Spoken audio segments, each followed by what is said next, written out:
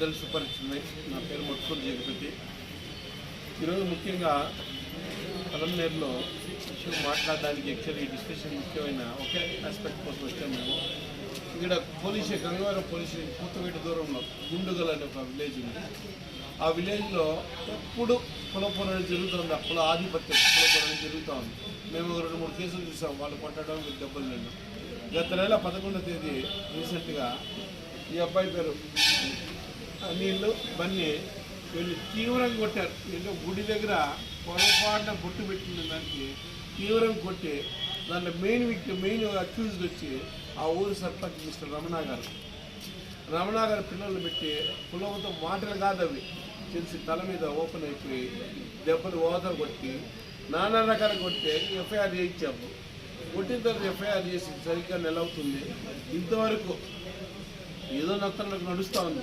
నేను పోలీసులను బ్లేమ్ చేయడం లేదు, ఎవరిని బ్లేమ్ చేయడం, సిస్టమ్ని అడుగుతూ ఉన్నాను. వీళ్ళు కవర్కి భయపడతా ఉన్నారా, పవర్కి భయపడతా ఉన్నారో నాకు అర్థం కాలేదు. వాళ్ళకి ఏమైనా కవర్ వస్తూ ఉందా, పవర్ వస్తూ ఉందా వాళ్ళకి? దేనికి? సుప్రీంకోర్టు ఆల్రెడీ గైడ్ లైన్ చేసింది, అట్రాసిటీ యాక్టివిటీ ఇమీడియట్గా అరెస్ట్ చేయాలని.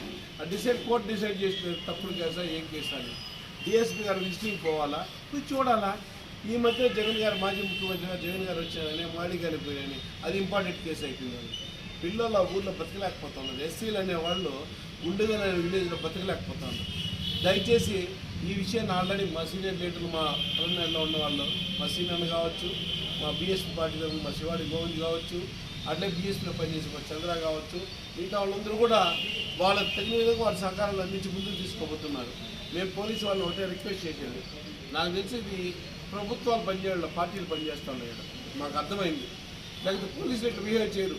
నేను పోలీసులు తప్పట్ల, వాళ్ళ పరిస్థితులు బాగలేదు, వాళ్ళు సామాన్య మానవులు అయిపోయినారు. ఈ విషయాన్ని వాళ్ళు త్వరగా ఏమి చట్టంలో దాని విధంగా వాళ్ళకి న్యాయం జరగకపోతే డెఫినెట్గా చెలో పలమనేరు ముట్టడి మాత్రం మేము డెసిషన్ తీసుకొని గంగవరం పోలీస్ స్టేషన్ ముట్టడించడం జరుగుతుంది. డిఎస్పీ గారి దృష్టి తీసుకెళ్తాము, ఎస్పీ గారి దృష్టి కూడా తీసుకెళ్తాము. దయచేసి ఈ విషయాన్ని సీరియస్ తీసుకొని మా దళితులకి మళ్ళీ రిపీట్ కాకుండా కూటమి చంద్రబాబు నాయుడు ప్రగల్భాలు బలిగేసినాడు పెద్ద ఆయన. ఆ రోజు దళితుల జోలికి వస్తే మా ఇంటి మీదకి వచ్చినట్టు మేము మీ ఇంటి పెద్ద కొడుతున్నాడు, ఇదే మేము పెద్ద కొడుతున్నాము. దయచేసి మీరు ఫోన్ చేసి చెప్తారేమో, వీళ్ళు కొడమని చెప్తారు, మీరు చెప్పడంలా. లోకేష్ గారు, పవన్ గారు, చంద్రబాబు గారు ఫోన్ చేసి చెప్పరు. ఇక్కడ ఎమ్మెల్యే గారు కూడా చెప్పరు మీరు కొట్టండి అని. అది లోకల్లో ఉండి ఆధిపత్య కులపూరిని మీరు అడగాలి కదా.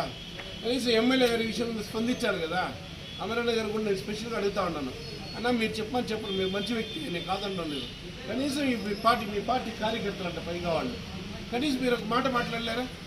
ఏమైనా జరిగిందని అడగలేదా? దానికి కూడా నోడ్చుకోలేదా? వాళ్ళు మీకు ఓట్లు వేయలేదా? ఈ ప్రభుత్వాన్ని నిలబెట్టలేదా?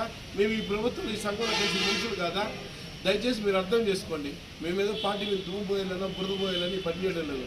మాకు జరిగిన అన్యాయాన్ని కనీసం మొన్న ఏదో చిన్న గొడవ అయితే మాలలు కొట్టుకుంటే అప్పుడే స్టేషన్లో కూర్చోబెట్టేస్తున్నారు.